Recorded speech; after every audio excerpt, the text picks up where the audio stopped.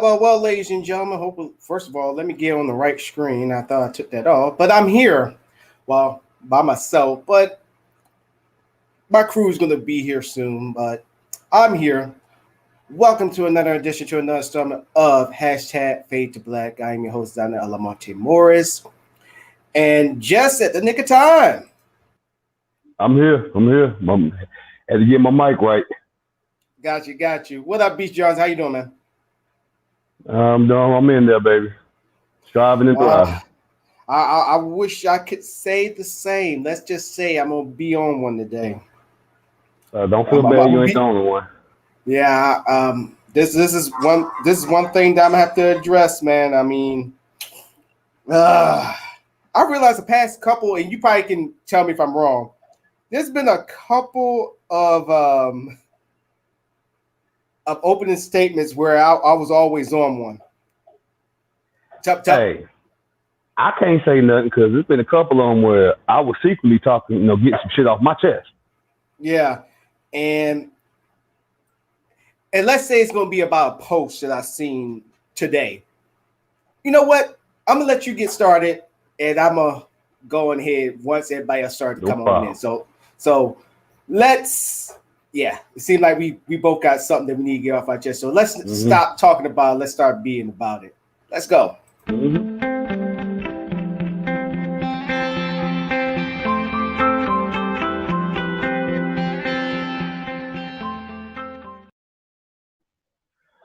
Good evening. You know what grinds my gears?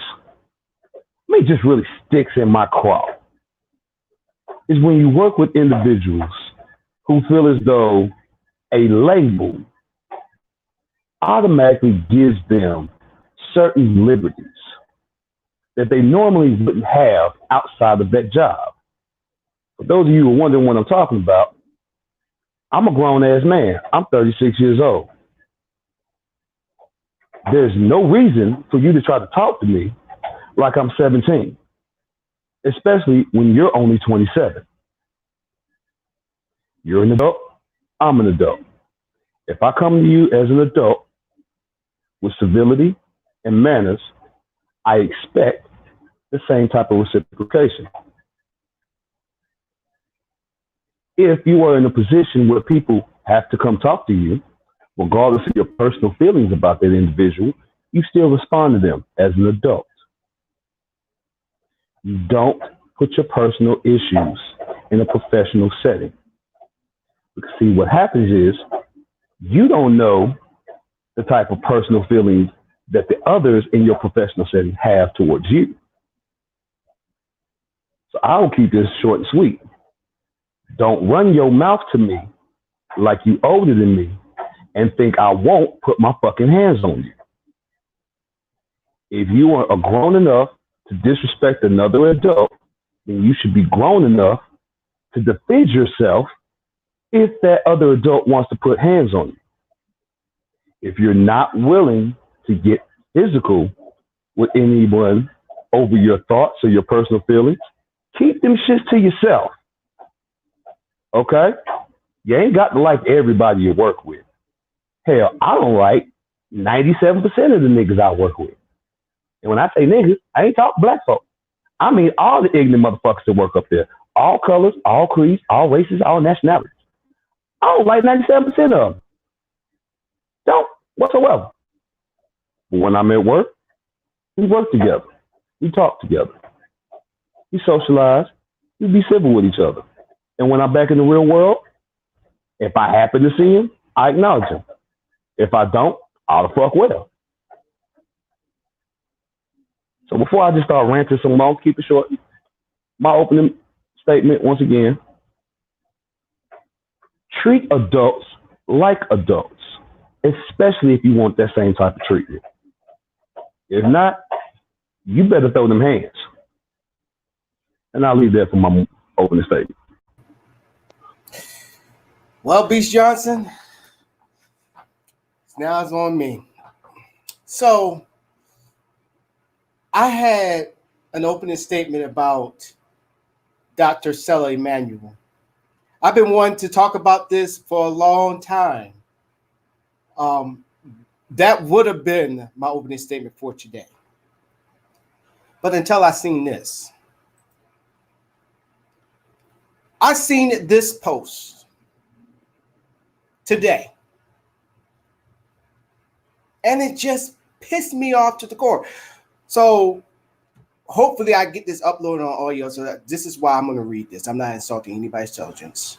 Basically, Black Lives Matter has done more to promote racism in the past 3 weeks than all the Confederate monuments, where I don't even want to call them that, memorials, whatever, in the past 100 years. So I looked at this post,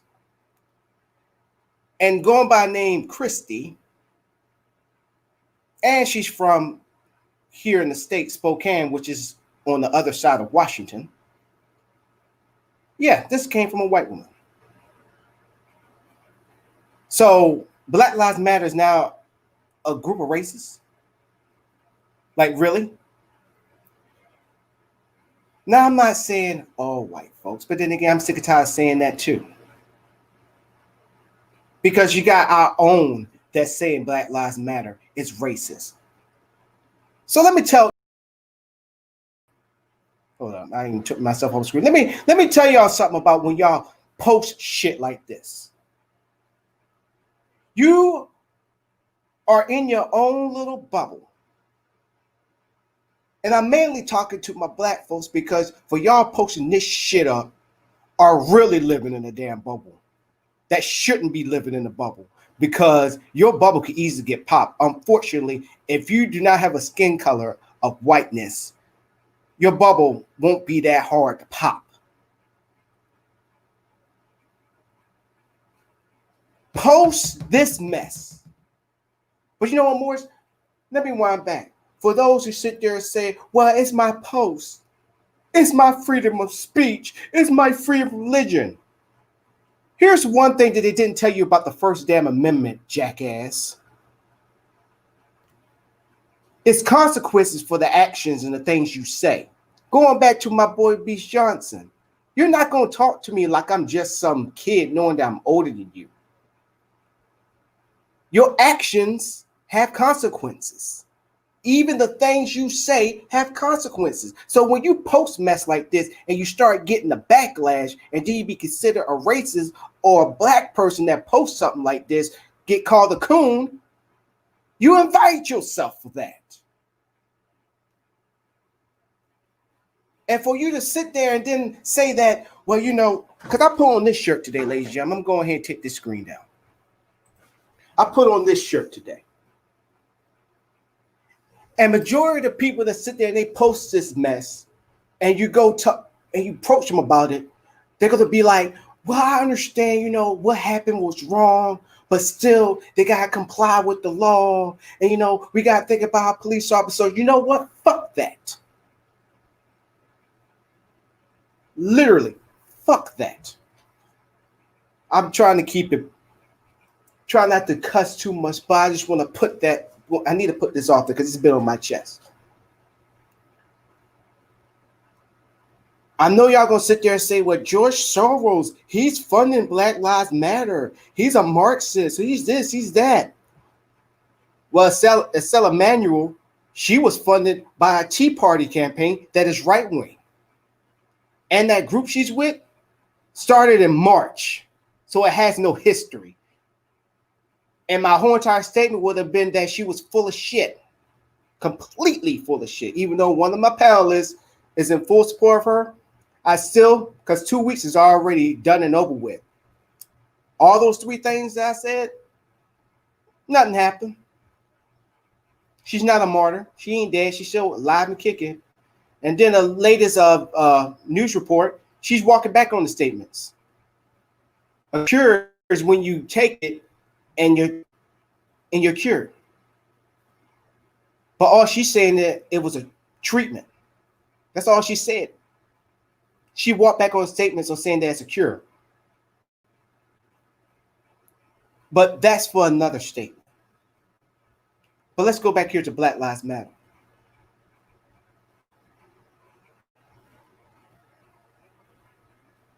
this movement have shooken up the world to the point where not only just is affecting here in the States, it affected everything in the world. George Floyd was the final straw to all that's what is happening today. That is what it all was, culminating everything that's been going on here for us black people, mainly us black men. And for somebody to have their privilege hurt, their feelings hurt, and then seeing posts like, I don't support Black Lives Matter, but I support black people. Oh yeah, so that skews everything, huh? That's like saying, I don't see no color. So you don't see my struggle whatsoever? Just because I got myself a good job that there's not a chance for me to get pulled over, getting shot and killed? That's what you're telling me? You just tell me that to be nice with the underlying meaning of, boy, you should be happy that you're still fucking alive. Police officers got to worry about their lives. They got to get home to their family. So just fucking comply and maybe they won't kill your ass. So I know a lot of y'all have gotten these posts, seen these posts. And a lot of them going to sit there and say, if you don't like it, you can get off my Facebook page and all that stuff. Fine, I will. But if you want to stop people from coming at you and getting the backlash, then don't post it in the first place.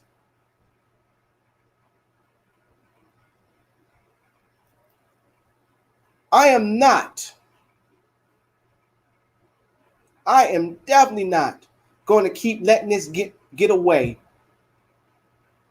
on my show ever again. I'm going to continue to address it. And yes, Facebook is a public platform. So if you have anybody, I mean anybody, that posts up stupid, dumbass shit, send it my way. In the words of that outlaw, Jesse James, we're going to make you famous. And that thought just popped in my head. You just can't sit there and say, well, I have black friends, but you don't understand what your black friends are going through nowadays. And then for my black brothers and sisters that sit there, oh, I'm thinking outside the box. Y'all need to stop being racist. Y'all just didn't have your nigga wake-up call yet. And just like y'all that be sitting on the sidelines for conspiracy theories, I'm be sitting there waiting. But see, the only difference is with conspiracy theories, it's just theories. Your nigga wake-up call could be no later than tomorrow. Let's see how you comply when you get pulled over. Let's see how you comply when you get big charges for marijuana while white folks get a lesser charge. When racism kicks you right in your ass. Let's see how much your black life matters. And there I give the full. See, I'm on one too, Beast. And I want to retort to that statement. Black Lives Matter has done more to showcase the unmitigated gall of American racism in 3 weeks than all the other bullshit that's happened in the hundreds of years. Let's just be real. Black Lives Matter has shown and forced all you closeted ass racists to expose yourselves, and that's why you're mad. Oh yeah. I retort to the young white man that did a video in Arkansas where he stood out in the most racist ass town with a sign that says Black Lives Matter as a white man. And the number of motherfuckers that came to him and threatened him, you'd have thought he was a nigga. You'd have thought he looked like me. Yeah. Just seeing the people respond. A white man came to him and said, "I'm gonna be back in 10 minutes. Your ass better be gone." That's the shit we hear. Another little boy said to him, "Hey man, you might not want to be here when it get dark." That was a youngin. Couldn't have been no more than 17. Yeah. But see, nobody, and see, the thing is, Beast, nobody don't want to talk about that. Nobody wants to talk about that. And because, before, like I always say, it's divisive. Yeah. And before I continue on, I'm gonna let y'all in on something. So I realize when I be posting up shows about, you know, what we're doing and the topic and all that stuff, Mr.O is apparently he's nowhere. He's missing in action, but hopefully he joins up. That was to the apes have both of you. I agree. Yeah, McCary. I mean, it's straight up true. I'm gonna show it to you again, Beast. I mean, it's straight up true. A lot of people feelings are getting hurt for absolutely no reason. Now, I'll keep it a band with you. Between Black Lives Matter and this coronavirus, Americans are truly showing their ass. They're showing their true colors. And not to get biblical, but you do see a lot of Sodom and Gomorrah-like energies popping up more and more. And that whole story starting to repeat itself in a sense. Okay. And you're starting to see a lot of the things that led to the decline of great civilizations, such as the Romans and Greeks. What did they do right before their fall? They had the Colosseum. They indulged prolifically in all sexual deviancy. They murdered just for sheer entertainment in order to pacify the masses. What are we doing right now? Yeah. And you know what? What are we doing right now? Right. I see, and it blows people's mind when they realize like, oh, this has been going on for how long? This is nothing new. No. It's just a new name for it. But you know what? Let's go ahead and continue on with our main story. Like I said, unfortunately, we will not be talking about African cultures. Our other panelist, hasn't joined us yet, but hopefully he will. But we're going to continue this conversation because I believe it's a conversation that we look past and that we actually do need to talk about. So let's go ahead and jump into that, shall we?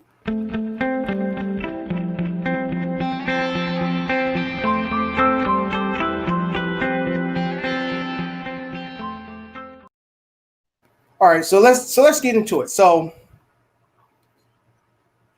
I mean, people want, okay, so Black Lives Matter. Many people are looking at it as they're looking at the organization itself. Look at the funding that they're getting. You know, they are a leftist group. They are a Marxist group. They're part of the Democratic Party. But then I think to myself, if that was the case, well, it should matter, but what have the other side done? I bring a better point. You say about political attachments and quote unquote terrorist organizations, since you're trying to label Black Lives Matter as a domestic terrorist group. Let's talk about the KKK. Ku Klux Klan, which originated in the South as a social order, like that of the Shriners. It was just an organization of purebred white men that wanted to get together. And then they started talking that dumb shit, got drunk one night, and said, hell yeah, let's go and fuck with these niggas. Let's go and scare them. And they kept doing it. And that whole civil Christian bullshit soon evaporated. What we're seeing today is what we see every time. Is which anything that's homegrown appears, the first thing we do is look to either justify it if it's white or demonize it if it's not. Yeah, and I'm not talking about blacks.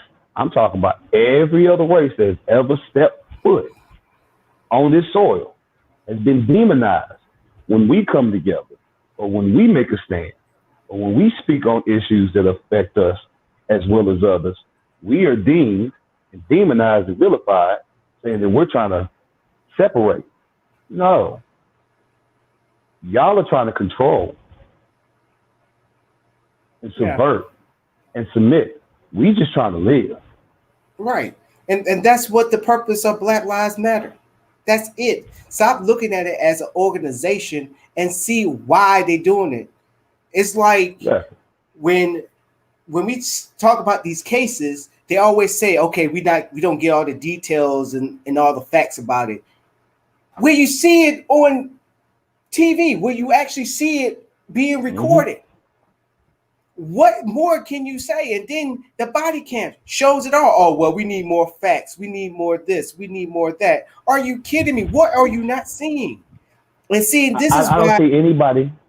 I'll go with it. Yeah. I mean, I don't see how you're not seeing what I'm seeing.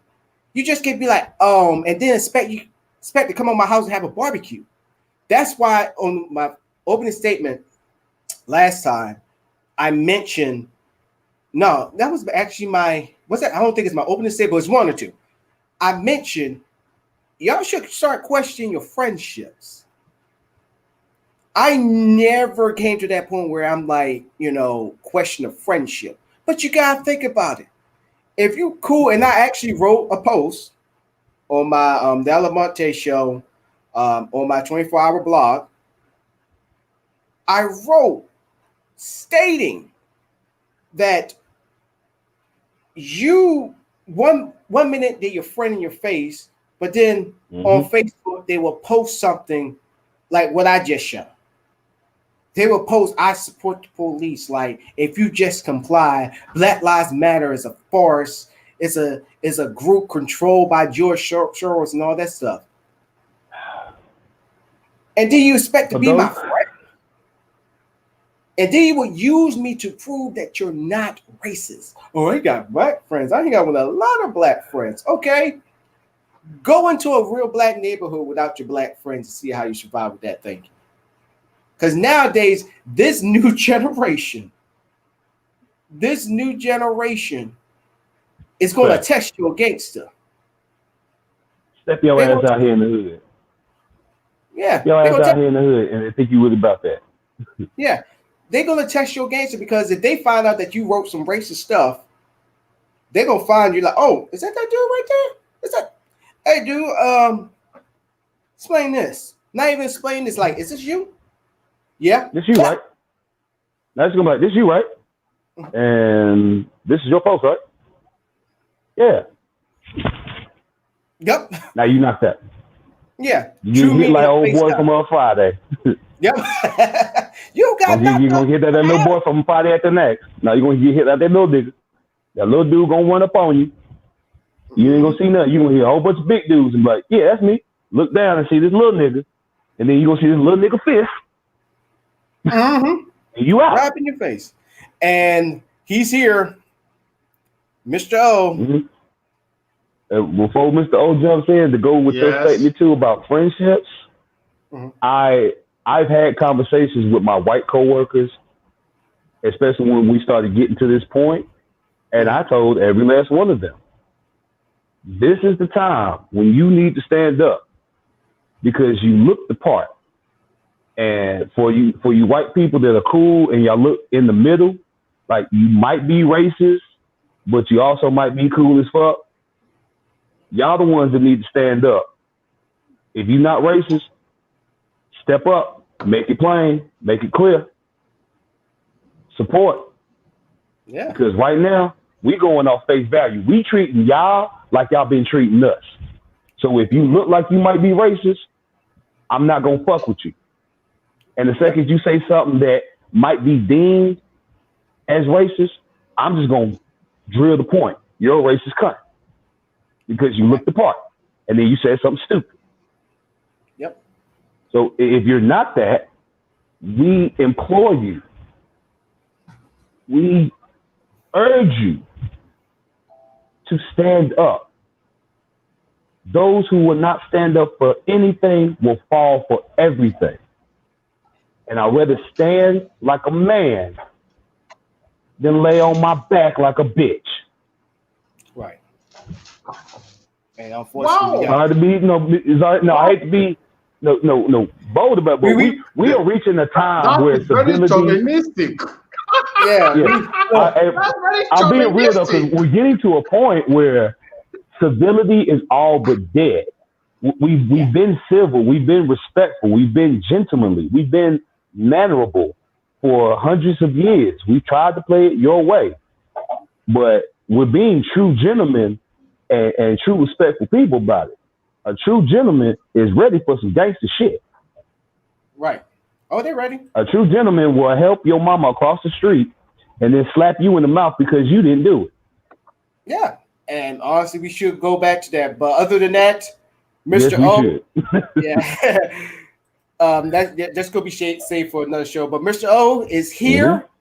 Now, ladies and gentlemen, we lived up to the topic. So Mr. O is going to take us to Africa, give us a nice experience as we sit back and listen, and we're going to give you questions after Yes. the trip. So, Mr. O, Give us our welcome home tour. Thanks.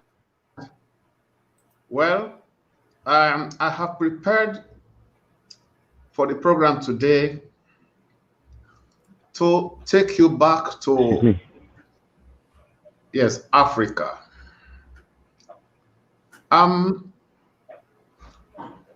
Today's topic is the spiritual base of the African society. Okay. I have been through different countries in West Africa, inside the tribes, inside the jungle. I even was in 1975 in a village in the jungle of Liberia where I knew a young woman that when I went to the capital the following year, came to the capital city and has a son for me, who is now 44 years. He's a general in the Liberian police and attached to the vice president of Liberia. In fact, I was in touch with him today. And I've seen in different tribes, although the way they organize their spirituality may be different, but there is a base that connects the whole of Africa, sub-Sahara in spirituality. Now, I want to explain to you today how faith derives within Africa. Each family has its own worship based on ancestral heritage.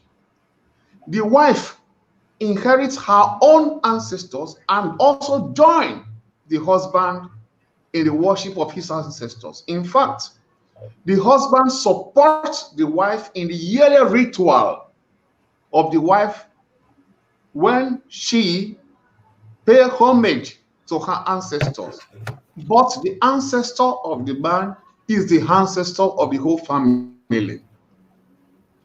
The village then, apart from each individual worship, to use the word worship, of each family, that means no religion, but a worship, a form of worship, a form of life between man and the spiritual level.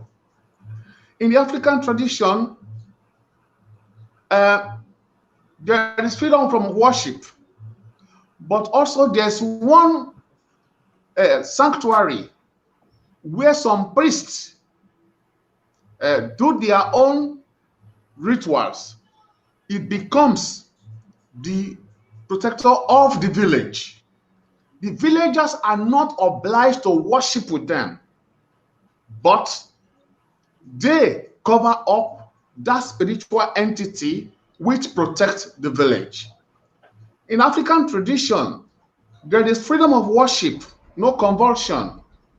The village ritual is celebrated by all, but the priests are the only ones that do the worship and pray for the people.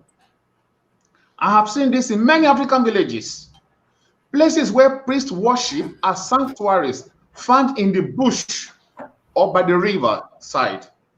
Temples are not built, but people do not have to go to the sanctuaries for celebration. The hunters, in some cases, and the priests are the ones that go to the sanctuaries to do the rituals. And upon their return, celebration is done in the public. I have also presenced that in some villages, including my mother's village. There are festivals where ancestors return to the village feast in form of masquerade. They go into the market to boost the morale of traders, and traders give gifts to them so that they can take it back to sanctuary where offerings are made to the spiritual entity corresponding to the village. For example, when the market falls and the economy of the village is grounded, then these priests go to the bush, to the jungle, and they return as masquerade, representing the spirit of the ancestors.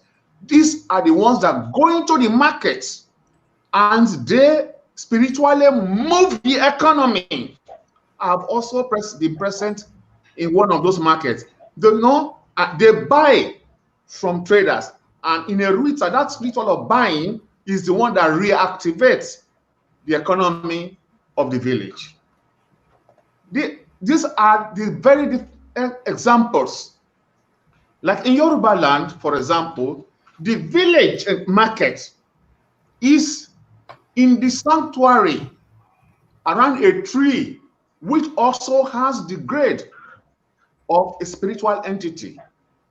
So the trade in that market has to go honestly because it is on a sacred ground. Who are these entities and how are they discovered? Entities can be in water, river, lake, trees, leaves. Let me give you one little revelation. There is a water with one portion which is semicircular, where leaves fall on top, and on the top there is the trees form a dome above, and the sun rays pass through over to that water. I have been there too. That very part, which is like in the stomach for the river, is called in Yoruba Oshun, the part that does not flow. When children were sick with fever, they take the babies to that place where the water is, and they bath the babies with water. That cures fever. That is what the priests told us, that the water of Oshun cures babies with fever. So later down, after many years with my scientific preparation, then I look back at the place I had been to when I was a child, where I was told. Then I find out the reason why. Because of the bush that surrounds that very stomach part of the river, and the dome that the tree leaves form on top of it, high. When the sun passes through, it is filtered. So on the surface of the water, there is presence of ozone, which is one of the elements that can cure fever. So the idea of priesthood is not, as some people who cure, is because that their preparation made them know which are the leaves in the jungle. So it is a source of the knowledge of medicine that's derived from the way they worship. Apart from the natural entities in the form of man, there are people who lived in the community that were very powerful, and they protected the village centuries ago. The people can elevate them to that spiritual level of people who are cultivable, or people who can be worshipped, people who are adorable. So they make ritual to those people to protect them when they are in problem. But also, ironically, there are people that were very cruel. They torture the people. They provoke a lot of diseases. That when they die, the people make ritual to them so that they do not destroy the village. One of them in Yoruba land was called Shango, who was a king who set half of the village on fire. They mocked him. Then he left the throne. He hanged himself in the bush. And then his friends came back and set fire on other parts of the village, telling the people that it is Shango that died, that is killing you. So they decided to convert him to a kind of a god. They called, adorable, and they make worship to him as their own god of war. There are entities that also we had in foreign lands that about them, how good they were, how great they were, and some villages can take those people also as a protector of their village. I have seen this in the present in some coastal countries now that I've been. I've been to Benin, Togo, Ghana, Cote d'Ivoire, Liberia, where my eldest son lives. There are powerful entities that provided judgment.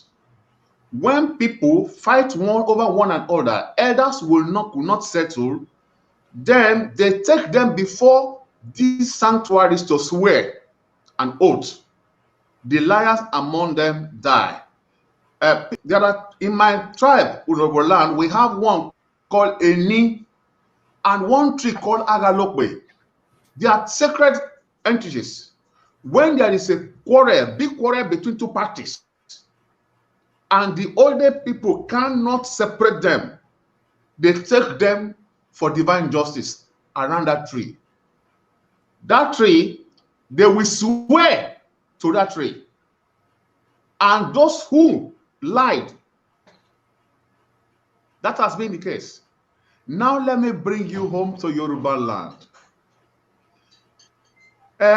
Entities can be discovered in leaves, or when a phenomenon, when something, a tree that can kill human being falls on an innocent man, and the man did not die, the priests go into oracles to find out why. There is where they discover that there is a spiritual entity in that tree that did not that prevented the person from dying. Then you have some leaves that had the properties to cure many illness, especially those with mental problem. Priests, there is one in Ilefe, and oracles are consulted as to why these properties are found in that leaf or in such herbs. And in consulting oracle, they find out that there is an entity that reveals itself to the people through that leaf. Then the priests consult oracle, and then they find out this very leaf, which Yoruba call Ella. Ella is a name derived from a verb called lila, which means to save. So Ella means the savior. Who was Ella? Ella, Revelation said that Ella was born. Is a man born of a woman that has seen no man, and her name was Oyigi Yigi. Ironically, Oyigi Yigi is also the name of one of the creators of the universe.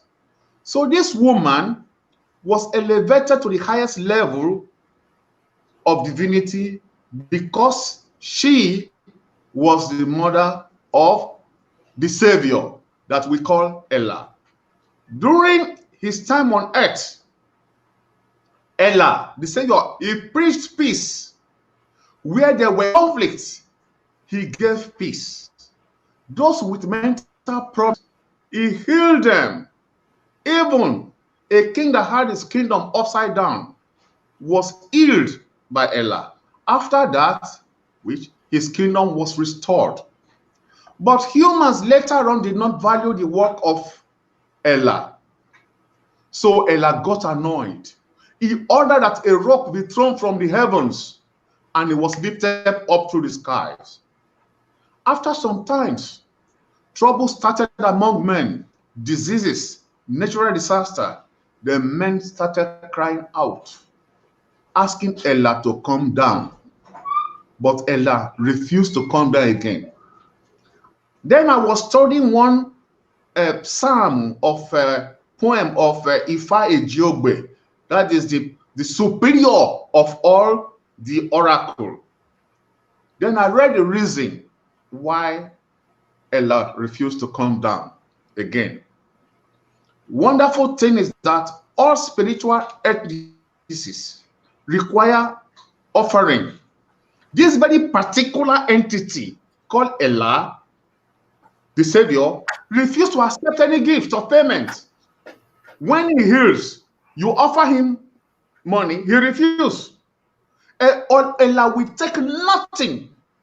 Everything he did it freely for the people. There is one superior oracle in Yoruba land called Orunmila. Every day, those priests, even though they have their own entity, they also pray to praise Ella every day in their daily prayers, because that I don't want to use the word God. That's why I say entity, because when I translate God to African language, it's different. There is only, in all the tribes, there is only one super spirit, which the only word the English have for him is God. But in our now we have, so we cannot call that superior being the same way we call those entities we have in our sanctuaries. This is just a brief on African spirituality, and it is these sanctuaries where the priests bring to us our regulations, our sociologists, what we can eat, what we cannot eat, but all has to do with medicine. Maybe they have studied some herbs, may have studied fruits, very many plants. So that is why when somebody is sick, they tell him, eat this, do not eat this. And to round up, I want to show you how it works. That means how the priesthood work with medicine. In Yoruba land especially, they have the thing well organized. They have the entity for agriculture, the entity for river, for different type of rivers. They have the entity for the soil, the entity for the sun, an entity that for war, for iron, for carpenters. So when somebody comes to the priest for a problem, then the priest will say, you need 5 chickens, 1 goat, this and this and this, but to worship entity like Ogun. For those who do not understand, who have not studied it well, like I have done in some books which I have here, written in Yoruba language, and also with my own spiritual preparation in the church, and also as an applied scientist, I discovered something that that very entity cures. That when the oracle says, bring this, go and worship such entity, the person carries those things to the priest of that entity. And the way, the combination of the products that was brought to that priest is telling that priest the necessity of the person bringing it. These things that brought were his own pay as a priest for doing that job. Then he goes into the bush, made the collection of the different herbs or fruit or anything, and then give it to the one person that brought those offerings. Then that person now carry it to the first priest of the oracle. And with that, the priest of the oracle prepared the healing medicine. One such example is the first poem of the greatest of all the Yoruba Odus in the oracle. It is called Ejiogun. One of it was of a man whose wife cannot have a child. And when they sang the poem, next time when you like, I can read the poem for you. But the poem is coded, I had to study the decoding, because the oracle, you will put the oracle down and sing the poem, but the poem in a crude form, in a mystical language that only he knows the decoding. Then the decoding, when you look at the poem, is saying that this individual, that one very object had gone to the place of war. This very entity is called the long glory and goes into war. And after war, after conquest, after victory, he earned as a reward a whole human being. When you read it literally, you will think that it's capturing of a human being or killing a human being. No, that long glory is the male sexual organ. And the place of war is the female sexual organ. And when the two go to war, they bring out life. That is why the oracle saw that very man and his wife could have a child. So then he gives them the prescription of what they need to collect to be able to go to the person, the other priest, that's supposed to make a ritual for them. And that priest now will go to the jungle to collect the healing herbs. And healing herbs is brought to this man and is the one they use in cleansing the womb of the wife that cannot have a child. This is the complex steps that those Africans have used for thousands of times to provide medicine to protect the people. The only big errors that Africa committed is not researching into the protection of their people, and they allow their people to be conquered. Till today, we are still crying on Africans to please visit our ancestors and recover some knowledge on how we can protect the people. Well, another day, I will tell you more of those entities and how they affect the family structure. I'm waiting for the opportunity to tell you about what Africans think about life after death, whether there's life after death, and if there is resurrection. I'll be ready to reveal many of them to you because I have the collection of of researches made. Well, that is the brief for today. I wait for your questions. All right, I'm going ahead and start off because that's what you said really had me just exploding over here. So my question I was over here too. Yeah. So my question is this: the food. What is from each of the places in Africa that you've been? What is the favorite of like restaurants or food? Like for example, when you go in New York, they'll go to yes style people in the country. It's fried chicken.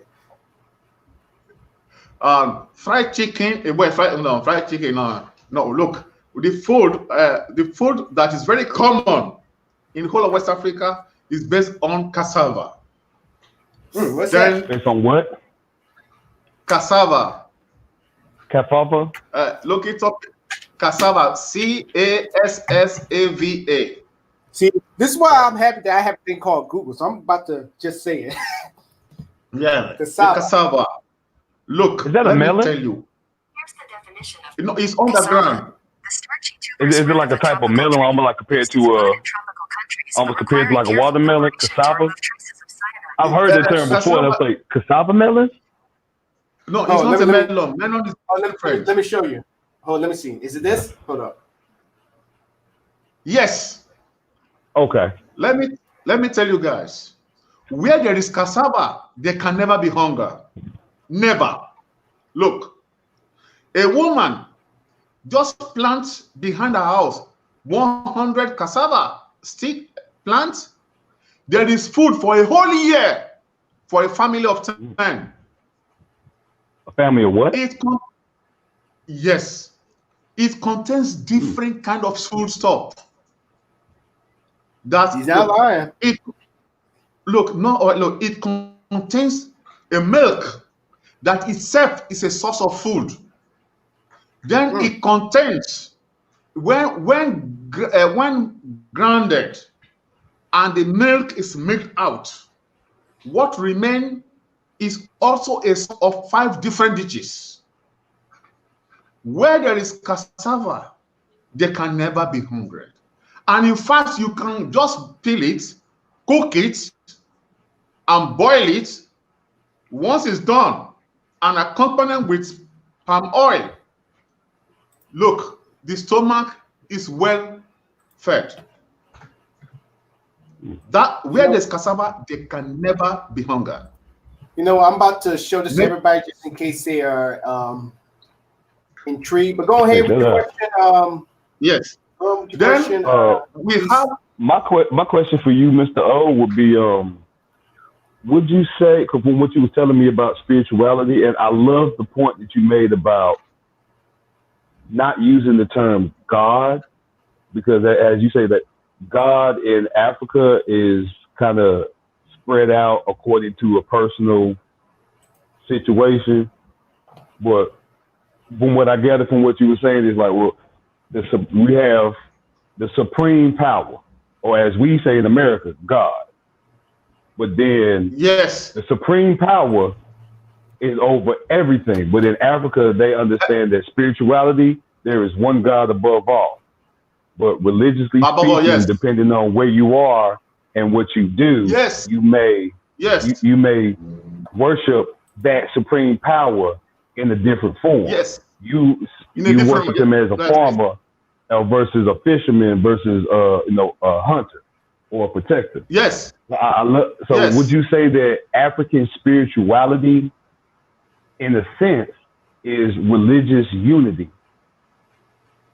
Because from what you were telling me, how the priests pray for everyone, as well as allow them to do their own forms of worship as well. Yes, the priests they do their own. The priests do not oblige the people to worship with them. The priests, just like in the ancient Egypt, the priests their own worship. They have a feast, then they can share it with the population. Then you have in some villages, they identify a spiritual entity that is a protector of the village, but villagers are not obliged to worship that entity. They, the priests, they are the one that have that communication with that spiritual entity. And when there is an annual festival, yes, they participate the whole village, but the village do not go to the sanctuary. The village cook and dance and sing and drink in the village, their village, as a celebration. Okay. That is how it is. That definitely makes more sense. I've participated in Nigeria, in Liberia, in some of those things. I remember the village where the mother of my eldest son come from in the village. They just went to call me where I was staying. They said, come. Today, I said, why? Say, the old men coming to town because they speak they speak like American, like African American. You know, the Liberians say the old man coming to town. The old man is the ancestral spirit of years behind. And then I wanted to see what they do. No, it's some group of boys. They will, when we are all there, they stand and look at the sky. Then among the top of the trees is where they feel the person. Then they shoot cannon into the air in celebration to greet the ancestral spirit. That is how I saw it in Tubake, in the village of Tubake in Liberia in 1975. All right. My question is geared to like the businesses out there. You know, here in the States, you got McDonald's, you got, I'm gonna say Madison Square Gardens. So what is like the place to go? Like if me and Beast Johnson were both going to Africa, to any of these nations, what is the go-to place before you leave or when you get there you have to go to? Look, there are food canteens everywhere, traditional food stuff. There are, if you want to be natural, you will always see one woman by the roadside cooking food, and you will see seats around it, and you sit down with them, wash your hand, they serve you the food, and you eat with them. Then, if you are interested in something like McDonald's, instead of McDonald's, they are African owned. Look, in Nigeria, we have one called Mr. Big. It's a Nigerian that worked as a cook in Eastern Airlines in the US. He made some million and then came to Nigeria and opened a chain like McDonald's. So before McDonald's or Burger could get into Africa, already he has been forward. And so he opened Mr. Big all over the country. Then also, you have Nigerians abroad that return home, even in Ghana too, in Liberia, they open shopping malls. So all those malls you see, they are all Nigerians. They all belong to Africans. They came home with the idea and they open it and it spread all over the country. The same thing, music studio. So when you go to Africa, there's no problem. You see them. When you want to eat, you just say whether you want the traditional food. Even in the hotel you will stay in, they will bring it to you there if you like. So that's no problem at all. He was like, no Uber Eats, no DoorDash, no nothing. We just gonna send it to you, baby. I like that. Yeah, I like that too. I really do. I mean, there's so many food trucks out here, definitely out here in Washington and also in Portland. Mm-hmm. They ain't gonna send that sucker to you. I think only a couple of them got DoorDash, but to hear that from Africa, where they got just the same, even though it's not a truck, they got actual stand. They said, "Hey, we can go ahead and send that up there to you." I probably have to tip them extra for that one. Mm-hmm. I remember when I was, when I traveled to Atlanta, I was put up in Georgia Suites, and after 9 for a conference, after 9 p.m., I wanted to eat, no food stall. I went to Sheraton inside Georgetown Suites. They said the restaurant was closed. Speaking of that, Mr.O, we're gonna take a pause for the calls and we will be right back. Yeah. Remember, y'all, there's a network that's about to get started soon, so here you go. Yes.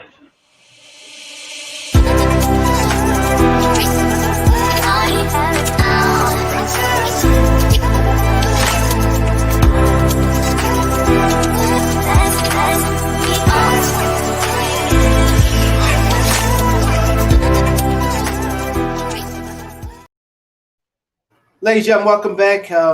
We are here. I am your host, Donna Alamonte Morris, here with Beast Johnson, as well as Mr.O, as he's taking us to a trip to Africa. We are already in the question stage, which I do want to show you this, Mr. I don't think you was in the middle of speaking, but I'm going to put this back on up here. Is this correct, right? Yeah, that's cassava, right? Yeah, much bigger. Okay. All right, so I The pulled this. West Obviously, yeah, I pulled this up on the internet. Thank you, Google. So this is the plant. So this is actually a root plant, correct? is a root plant, very rich, very rich. So what else can I make with this? Like other than it looked like you could easily mash it and it'd be like mashed potatoes. But what else can I make from this? Look, when you peel it, you grind it with a grind machine.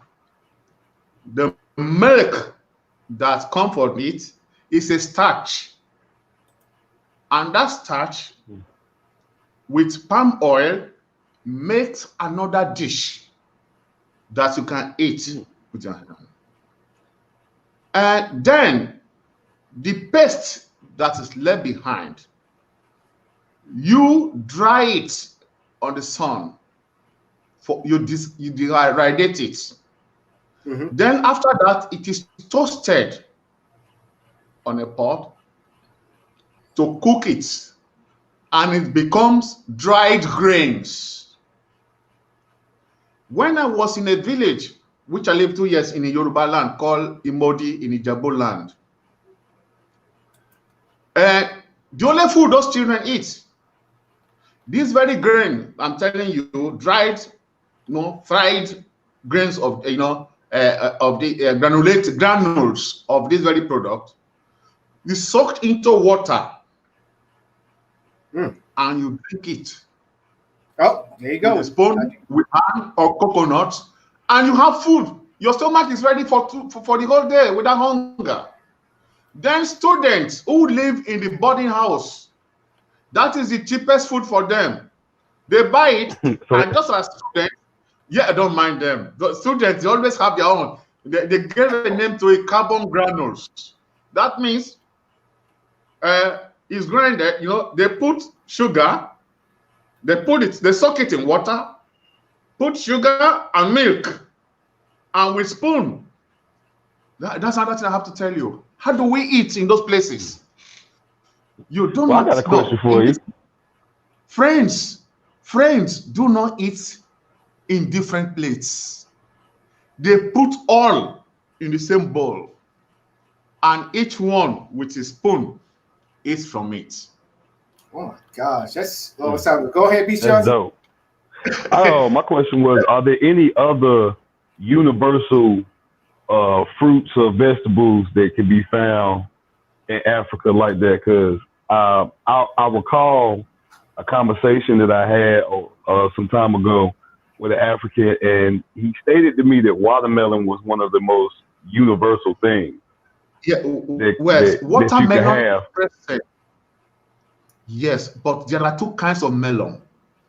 Yes, watermelon, because the melon we have in Argentina, in America is different. Watermelon. Look, when you open a watermelon, inside there is another seed. Mm-hmm.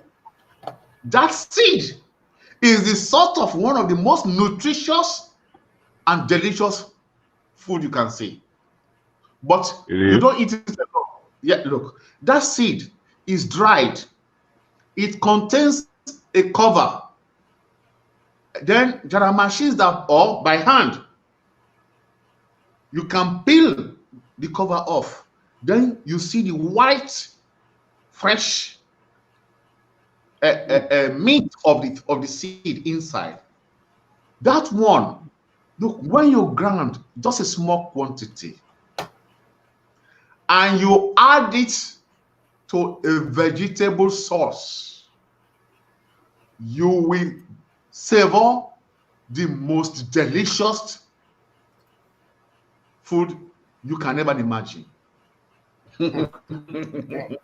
So now I might need you to write me a recommendation letter to come home.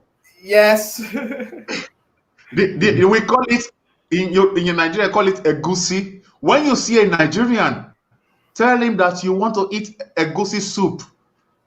They are in the US. Egusi, that is EGUSI.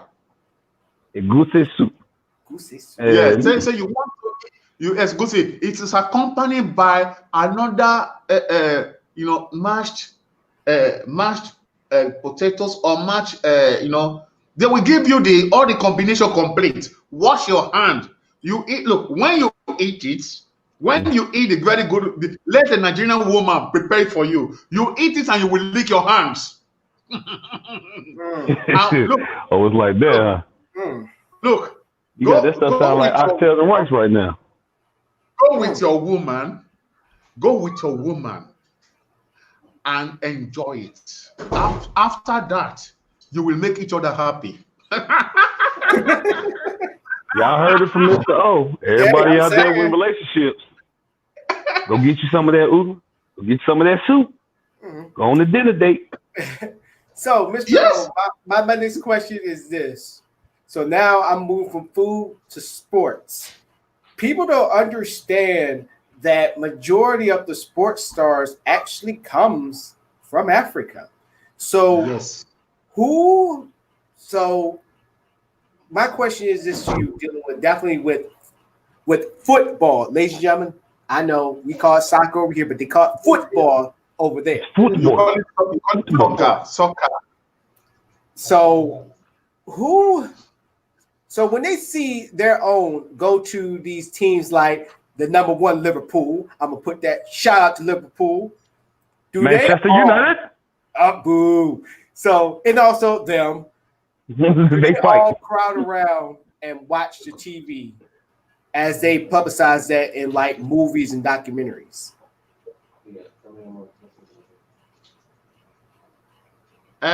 Look, as regards soccer and sports,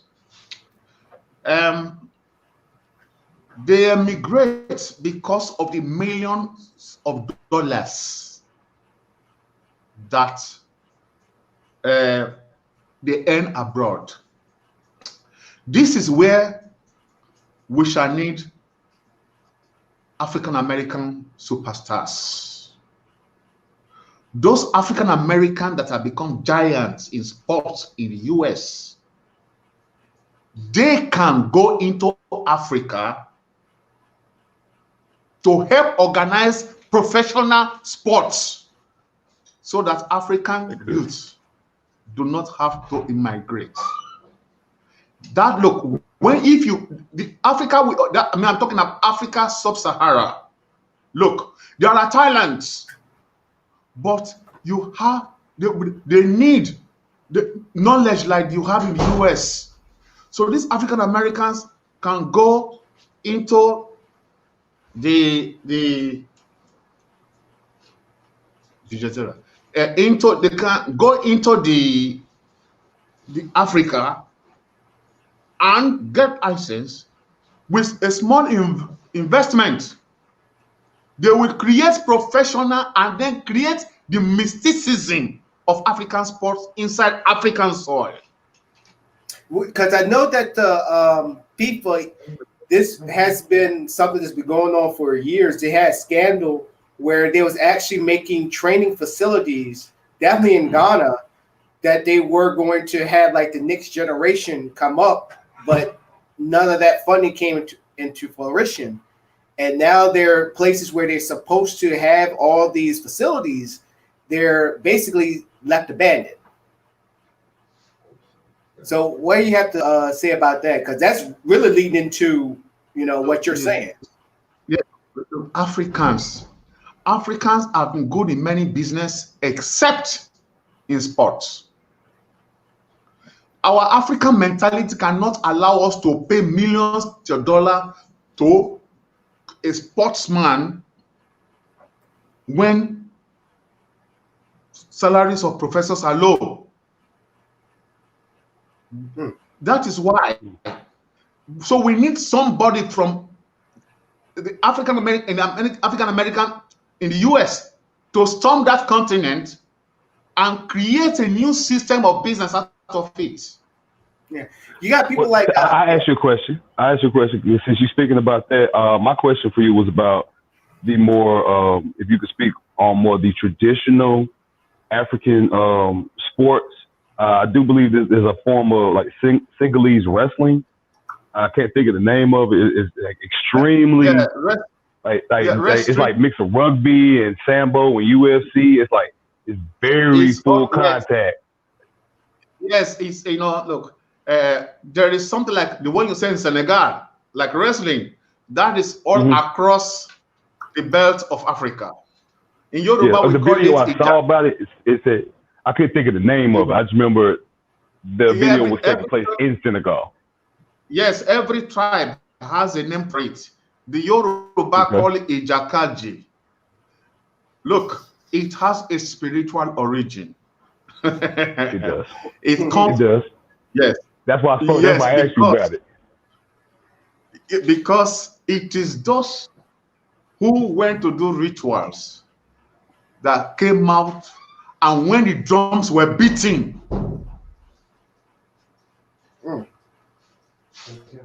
but when the drums were beating, then they start dancing, then they go into the fight to see whose back touches the ground first.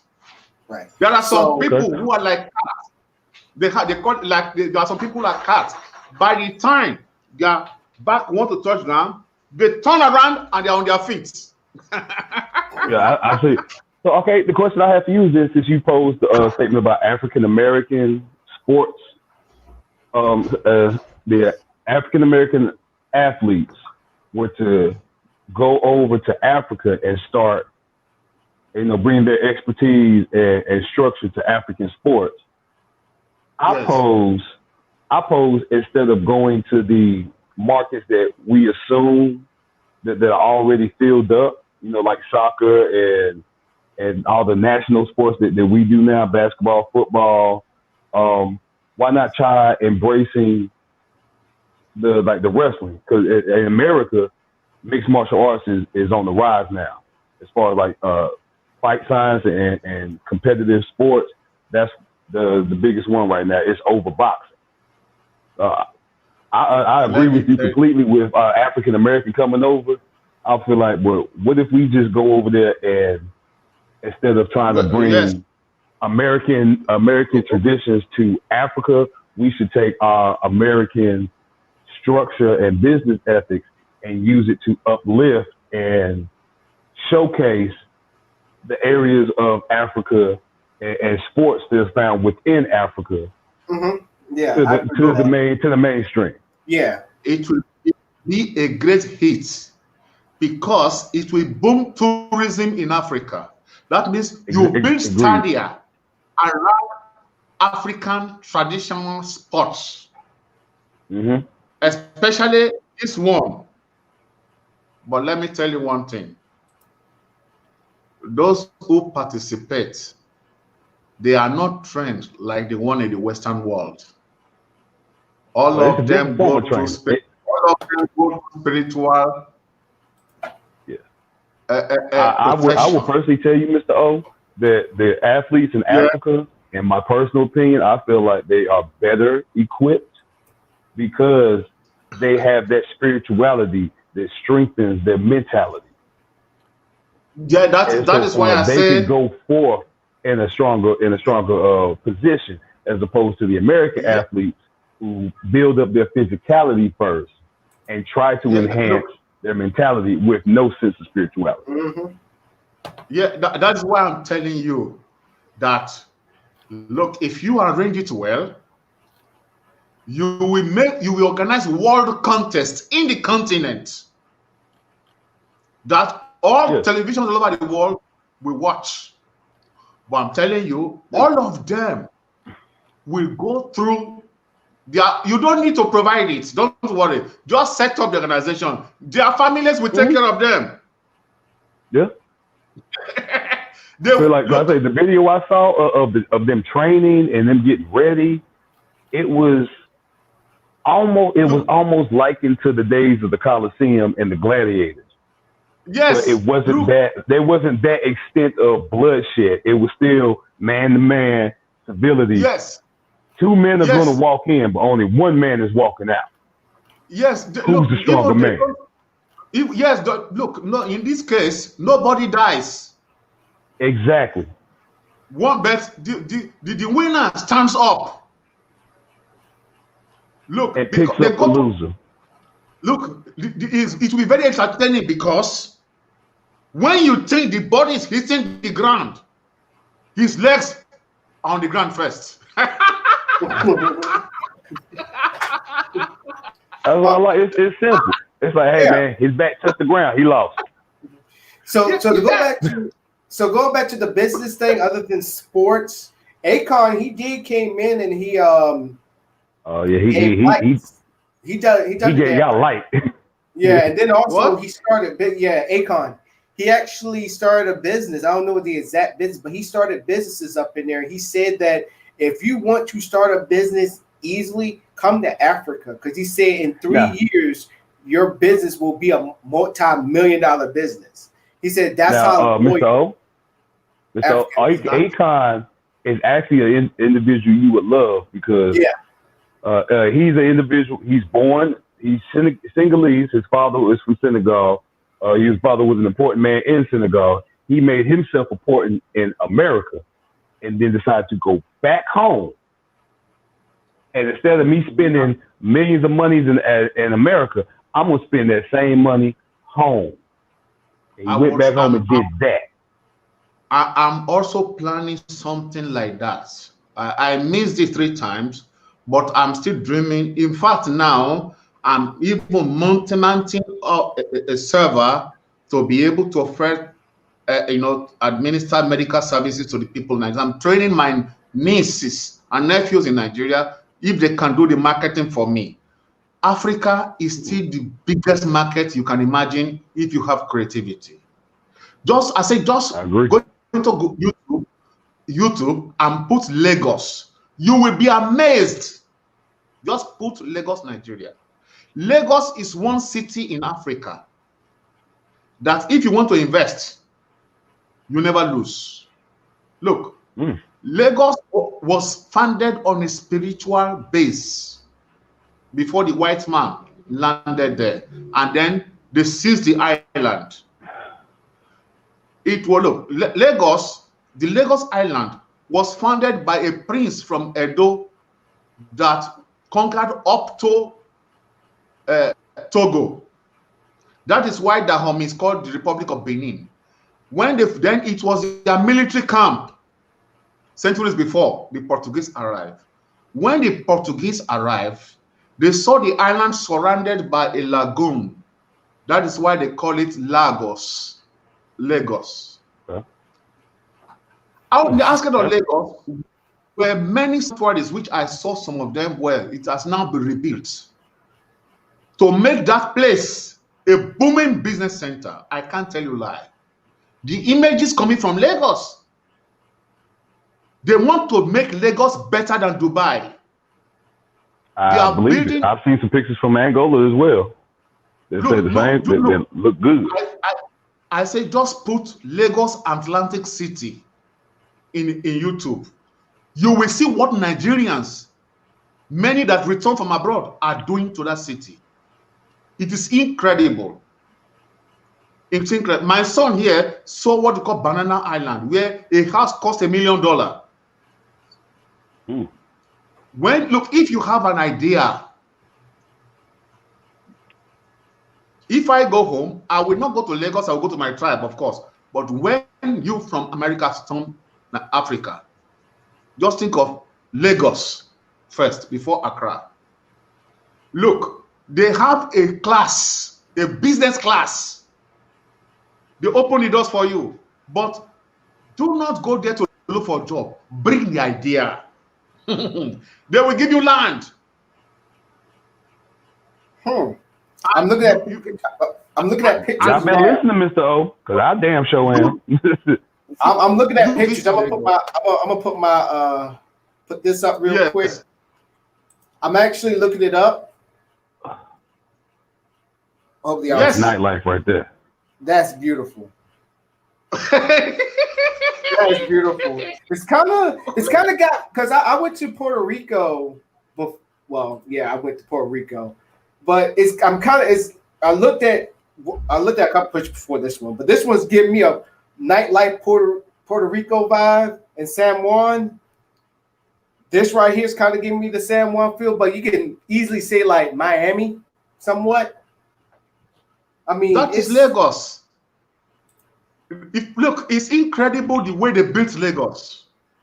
Look, there's a Nigerian president that in 1976, he said they want to make Lagos the city where black people all over the world will be proud of. That was the project they began in 1976, and we are seeing it today. They are building a city in the ocean called Atlantic City. So when you travel to Lagos, see what they have, see what is missing, come back to America, prepare, and go in there. They will open the doors for you. Okay. Well, the question I have for you, Mr. O. Population are well educated. You won't have problem. Monetarily wise, for all us African Americans that will actually take you up on that offer, because I've been told this a couple times too. From I've heard around for the last couple of years. African neighbor of mine told me $20,000 American. If I were to take that over to Africa, I could get like 80 to 100 grand worth of value like that. That's how much it would actually stretch out to. So I guess the question is, monetarily wise, if we wanted to go over there, what's like the bare minimum that we would need to go with, that we need to bring with us to properly invest and set ourselves up? No matter where we would drop off at, whether it be Lagos, Nigeria, Angola, Djibouti, wherever we happen to hop off at. I know that of Lagos. Why it's a business is because of its large population. So you have a local population that will consume your products. Look, $20,000 is nothing. Visit it and see the business before you think of how much you invest. Don't go and invest to open a shop. Oh, no. You will make money. But look, they expect you that come from the great United States to come in big. And you will multiply what you bring. Okay. That is it. No, do it very big. Even if 10 of you have to gather together. But first of all, see what you want to invest in. Go there. See what is missing. Look, if you are ready to build a park like a for children's play, like you have in America, many of them are not ready. There is in Lagos, but not as many. You bring it in as an idea. Look, in the suburb of Lagos, some of the local kings can give you land. And I say, when you bring America, bring it big. All right. Bring it big. Okay. All right, Mr. I hate when you bring it big, then many African Americans will be touring in Africa just to spend some time in it. But shoot, I'm gonna tell you, I'm probably gonna be one of them. But I hate to be the one to put the pin in this great dialogue that we having. But our other panelists who unfortunately couldn't be on this show today, Anita Joe, aka Cheech, she has a question for you. And I know that this one you might as well drink another sip of wine because I know this one will get tense. So here you go. If you're able to see it. How does the Allah compare to Mary? And is that a contradiction? What she's going back to is your story of Allah and how Allah was birthed from a woman. It's not Allah. And that woman is praised. No, wait. Allah is not Allah of the Arabic. It is Ella, E-L-A. Yeah, it's Ella. Ella.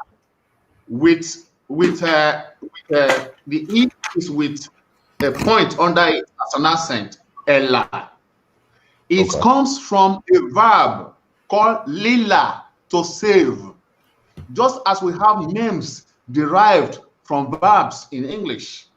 Also in African language, you have names derived from verbs. Okay. So her question would be the Ella's mother, the mother of Ella that you spoke of, and the story of that. Would she be compared to Mary from Christianity? Yes, is Oyigi Yigi. That's why I said that within those that are adorable, there are some great men in faraway land whose news landed in many African villages in the ancient of times. See, Okay. that is why Yoruba, even now the Yoruba churches, when they sing the praises of Jesus, they even say, Omo Oyigi Yigi, that is the son of Oyigi Yigi, we praise you. That is what I've heard in Yoruba churches now. Yoruba, you know, when you look at Yoruba cosmology, you at times when you read some Ifa poems, you may think you are even reading the origin of the Holy Bible or an extract or an influence of the Bible because of the way it is explained. Yeah, because the way you explained the story, I got that same kind of vibe that you was. This might be the actual story of Jesus. Let me tell you a bit more. Let me emphasize a bit more on Ella. Look, the Yoruba cosmology said that of all these entities, there's one of them called Obatala. That is a very great king. That when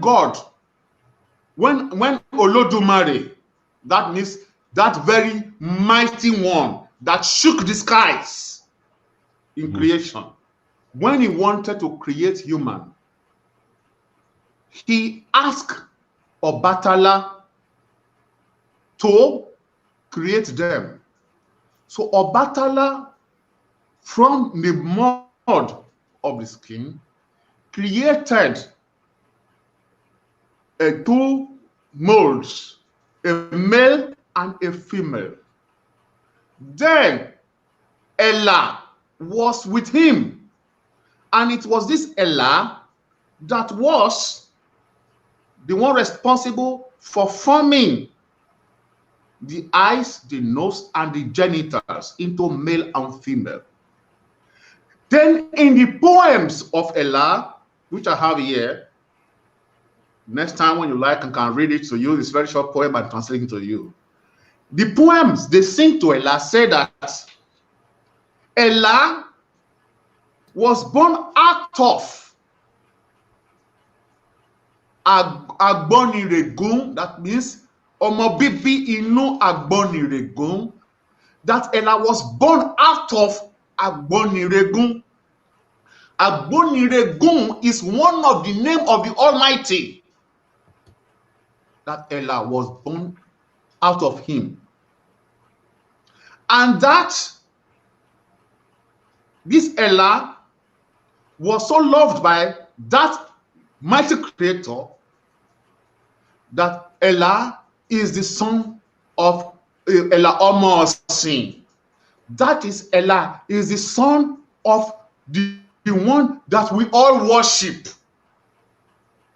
a king. And that king is the Almighty Creator. That is why then they say Ella is Elerikmi, is the witness when creation was taking place. That is the Ifa poems describing Ella. Mr. O, I will be tell you, I'll be lying to you if I told you I was not looking at more pictures of logos. Very nice. Very nice. Yeah. I mean, I don't know if Beast Johnson's looking on it on his phone or a laptop, but I'm seeing this. Oh yeah. I done checked out a couple of pics of them prior to this conversation. That's why I asked the question about like how much money. Because I'm asking that for myself. How much money do I need to bring out there so I can go ahead, give me a nice little spot, get my business and everything running? Like how much money I need to bring to the table so that I can just start off on the right foot? Because I'm trying to get up in one of them little areas right there. I'm saying, right? I'm trying to do a Google Maps just like this. I'm trying to be on the I'm trying to be on the Google Maps on the beach like. Right. I see you. And see, this is why we have the wet network where they would love to watch shows like this almost every day. Oh, So yeah, tell Look, you, there are consultants. That's why I say you first visit. You say, look, I don't want to play. You first visit and see what exists. Then you can see where you can compete. Then there are consultants. If you want a house, they will tell you how much it costs, depending on where you want to live. You buy it. okay. There is problem Yeah. with energy. There's problem with energy. Electricity unstable, but you are allowed to have your own generation plan for your business because business is still moving. Even with shortage of electricity, business is still moving in Lagos. I don't know why, but it goes. They will tell you. and the thing is, you would have that business starting off making you all this money, and then you can move to the States, and now you got a two-way operation going on. It's like Yes, crazy. that is why I say. That's why I say, look, and it favors you, African American, because when you storm Lagos, they will call you in Yoruba. They will call you Omobo Wale, our son that returned home. And the crazy thing that I always believed in is if you own a port or own a coast of the freaking of the coast close to the water, you basically run shit. Excuse my language. Yeah. I mean, I was around people and also people with a lot of money and all that stuff, but they said if you do not own a coastline or at least associate with people that just get shipments from international companies, you might as well sit your ass down. Look, commerce is everything. If you have knowledge of coastal transport system, that means, look, what good business you can go. You can have this coastal transport system that can start from Dakar in Senegal to Port Harcourt in Nigeria. That means with station in every capital city and seaport. You will find African travelers. They will patronize it. Just make it modern. Right. Just make it modern. And the crazy thing is it's funny that you bring that up, Mr. O, is if you go by all the cities in the world, all the cities I've been around. Also, I've been around Charlotte, North Carolina, even in Richmond, Virginia. I'm telling you, they're next to, like, they have surrounded by bodies of water. Here in Seattle is off the Pacific coast. So, I mean, or at least a lake that goes to the Pacific coast. And I realize all cities are around big masses of water that leads out to the Pacific or over here, not over here of the Pacific, but I'm thinking I'm back at home, but in Virginia, it's the Atlantic. Including inland, even Nashville. Nashville got a little waterway that leads down to the Mississippi. So it all makes sense. So I'm not shocked that Largos is doing that great. Look, what I'm saying is this: that what is virgin if you go into water transport system, that one too, even inland waterways transport system, just make it modern. Nigerians, they like luxury. They will pay for it. They will patronize it. Forget, look, there is no car expensive in the world that you don't have in Nigeria. Nigerians have private jets. They have it. Look, there are even some these pastors. They have hangars in Lagos with a chain of jets. Those in the look at one business you can do. Many of those in Nollywood, that's Nigerian film star, they like to go to Dubai for holidays. Look, give them something different.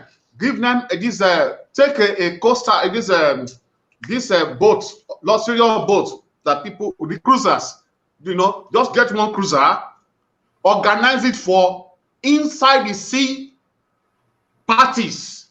Nigerians will patronize it. Look, give them the taste of what they want to go and look for in Dubai, in Atlantic Ocean. Nigerians, and when they even say that it's owned by an African American, they weaponize it. Speaking of that, we have hit the final part of our show. So y'all know what that means. First of all, thank you, Mr. O, for giving us that in-depth trip Thank you. of Africa. I believe we all need that right now. Also, every Monday, unless breaking news happen or whatever, Monday will be Mr. O's day to give us that more of that African culture. So hopefully next time we get more into, I would say the food, but I really like this business thing. You know, I'm really digging that. So I want to do it. Next Monday, I want you to speak about the business and the real estate, because I've seen some pictures in Africa of American-styled developments, and down there, you know what I'm talking about, them developmental homes that you see over here in the neighborhoods, they run minimum 200 grand, like 200, 225 for a basic developmental house. That same house you'll see in Africa on a fucking majestic acre of land with hills, sunny honeydew melons everywhere. The sun look like it's smiling at you, and the house costs 80 grand. Fully loaded. No, that is true. I even in the grassroots level. That's true? We talking about that next Monday. Yeah. I have, I have drafted some small business which I couldn't find money to start with, which is grassroots. See, that is, I already organized the technology to provide solar panel based water system for the villages. The villagers can pay. I have seen the thing. And with just $50,000 or $100,000, we can buy the borehole machines from China, and the villagers will organize them into what you call a corporation and pay you by every month, because I have calculated how much they use to buy drinking water a month. With what they buy water a day, they can pay a finance system for 12 months. So by the time we organize group of villages in my area, my brother is back. I have a registered company in Nigeria. We can go into a partnership and provide it, and money starts coming in. Look at that. That means we can invest in the hinterland where other will not. That means providing machineries for the natives, and we rent it out. Machinery to clear the farms, to plant the grain, and this and this. They will operate it, and every day is money coming in local currency. But by the end, you think it is multiplied. That is will be a revolution. I have drafted, but I didn't have money to start it. So Africa sub-Sahara is a fertile land. It is where the white man will not go and invest. And the Indians and the Lebanese, they just go and trade. They are crooks. Look, we need for us to take over the control. So these are the business that African American can go in and drive the energy of the places. That is, it's Mr. O. Mr. O already like 100 feet ahead, but like that old saying go, and Beast, you can agree me on this one. Stay ready so you don't have to get ready. Facts. Right. Epitome of that, Mr. O. So let's go ahead and hit into our final thought, and I will start off first. Mr. O, once again, thank you for the ride every Monday. We coming there. Yeah, you the pilot, you the captain. Back to Africa, back to the mother country. Arnett, let's go ahead and get into our final thoughts.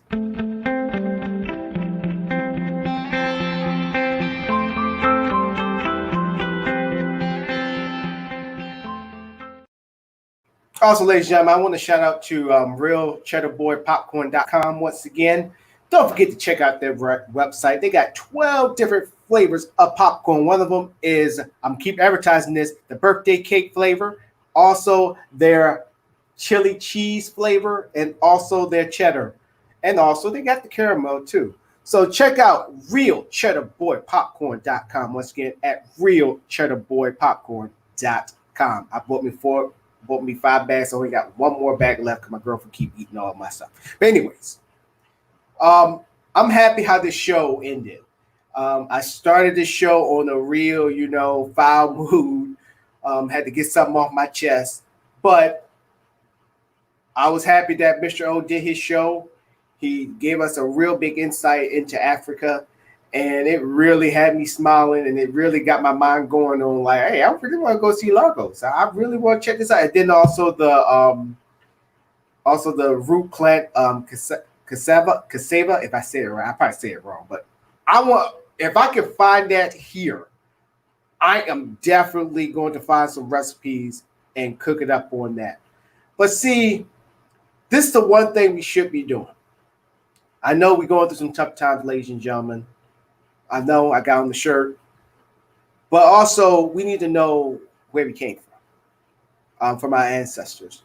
How great they had, and knowing that our history did not start with slavery, and that people still live those same type of roots to this day. And knowing that all the things that we had, like we can get mad when we don't have no water. You got places over there that don't have water. Or you just got magnificent places just like Lagos that got tons of water and they smiling and enjoying life. So yes, we may be home of the free, home of the brave, but there are also countries out there that just living just as great and as beautiful and as fruitful, just like us. And once again, Mr. O, you just don't know how much you did touch my soul with this one. You just do not know. And I appreciate you. I thank you. I'm happy that every Monday we can travel back to Africa with you, and you can give us the deep, more in depths of these nations, and to help us African Americans understand and know that Africa is just not all poor and, dying people. The one with the little kids eating part tart and having flies around their eyes, that they are actually living out there. I'm not saying that there's no problems. There are not problems in Africa, but I'm saying that the parts where Africa have gotten it right and they stuck to their roots. And so, Mr. O, once again, I thank you, and I mean that sincerely from the bottom of my heart and to the pit of my soul and everything of my spirit and being. I'm trying to sound like you. You say with a lot of power. So, and being. Thank you. Thank you. Thank you. Take it away, Beast. I didn't get a chance to say it earlier because he wasn't here, but Imanewado. My final thought is, it don't take nothing to inspire or support. Just like down there, I was not in a good mood, feeling funky, just feeling antisocial. But after hearing this conversation with Mr. O, that brother has rejuvenated me. Thank you so much. The words that you spoke were so supportive and inspirational and free. This man just improved my life in less than 2 hours just from talking. That's the power of words. That's the power of your tongue. As it says in the Bible, death and life are in the power of the tongue. It's what you speak into a person's life. Even if their life is not good, even if the world is not good, you can still speak that good into the world. You can still speak that good into a person's life. You can still speak that inspiration. Don't be afraid to do it. Don't be scared to do it. I know it's a scary situation we're going through, but this is the time where we need that hope. We need that love. We need that support and inspiration. This is the time when you're supposed to be saying it, because everybody needs it. So don't be scared to support. Because by you supporting somebody else, You just got somebody else to support you. With that, y'all have a good evening and a wonderful rest of the week. We'll see y'all later. Well, you brought tears from my eyes. I did not know that I can be such useful, but I did it as of the whole of my heart. I understand your hunger to have connection with your roots. I have a son here, born here, of white mother, in whose eyes I see the desire to return. Maybe if we are able to do some business with Africa, he could find that as opportunity of going home too, because he does not feel he belongs here. Even though he was born here, his mother is from here, but my son does not feel that he belongs to this place. He feels that you always feel that East Africa and for my tribe. So I understand you. I will, every time that is my opportunity, to bring you Africa so that you can understand more about your roots, about the tradition, about the sociological organization, about family relationship, about what we call extended relationship, which means the son or daughter of your 10th cousin is your son. Once there is a blood link already, there is kinsmanship in African tradition. Thank you very much for accepting me, and thank you very much for making me be useful to you. That's my final thought. Yes, you should thank you, Mr. O, because you gave Yes, us that experience. Chippy, thank you. We really appreciate you on the show, even though like I said, we have a difference. We have a difference in political ideas and all that stuff. But at the end of the day, Mr. O, if you need some investments, you know you got us. Yeah. You know you already actually got what I need from you, Mr. O, for the next sessions of Motherland Mondays. Yes, sir. I'm gonna go ahead. Okay. That's name. I like Motherland that. Mondays. Motherland Mondays. I want you as our African liaison. Yes. Our heritage consultant. I would like you to dig up any information and all information regarding Africa, especially when it comes, like I said, business and real estate. We need to invest in that. So we need to be more knowledgeable of not just what's going on over there, but how is y'all system different from our system? What things do y'all do that we don't do that we need to incorporate, and vice versa? We need to be informed like that. How can we bring Africa to the West, not bring the West to everybody else? How can we bring Africa over here? And even though we're not physically touching that soil, we still have that connection. How can we strengthen our connection without physically being there?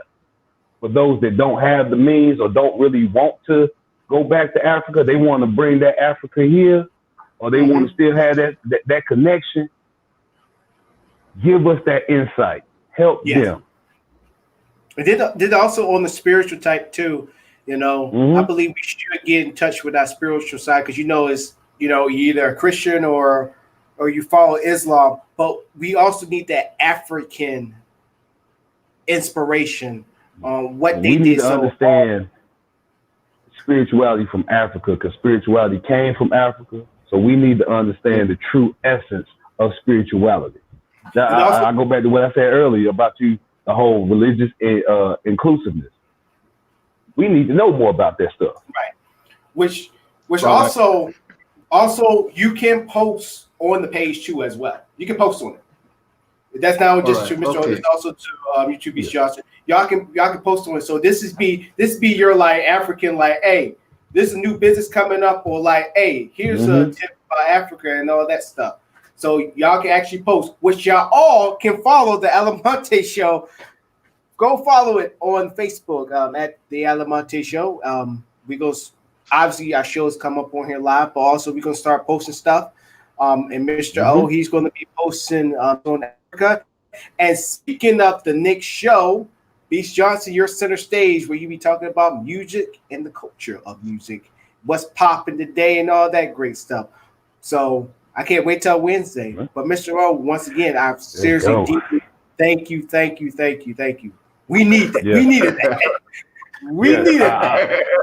It sounds funny, but me and this man really needed this conversation today. We didn't even realize it.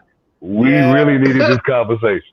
So thank you so very, very much. And everybody else who's been tuning into the show, once again, big shout out to McCary. He's been a loyal watcher since we got started. Thank you so very, very much. Shout out to all the loyal fans, not just Keys. Shout out to Keys. Shout out to Brad. We still see you out there, baby. Shout out to Teach. Shout out to Rachel. Shout out to Tammy. Everybody, Dan. Everybody that faithfully watches, whether you comment regularly or not. If we know you watch it, you are a loyal fan, and we thank you from the bottom of our hearts. Yeah, and it's gonna get bigger and better, and we're gonna get more deeper, and we're also gonna get to more controversial topics. But that's depending on the panel. I will just bring my topics if it's something breaking, and that's what a host is supposed to do. The host is not supposed to take over the show. He directs it, but the panel is the ones that leads. Other than that, I've been your host, Donald Monte Morris, Beast Johnson, and Mr. O. Thank y'all once again. Thank y'all for tuning in. Mr. O, I think I'm going to keep thanking you until this show finally ends. Thank you for taking us back to Africa. Have a drink of wine on us. Now I'm about to go ahead and get this workout in and also work on for Wednesday show and get this posted out. But thank y'all. Thank y'all for tuning in. It's been real. Once again, check out our sponsor at realcheddarboypopcorn.com. Once again, realcheddarboy.com. realcheddarboypopcorn.com. Damn, I was getting it right until then. But yeah, once again, visit realcheddarboypopcorn.com, which he also going to be back on the show sooner than you think. But on that, this time for us to head on out. Mr. O, you have a great night. Beast Johnson, rock on down. Everybody else. All right. Bye. Y'all be easy. Be easy now. Bye.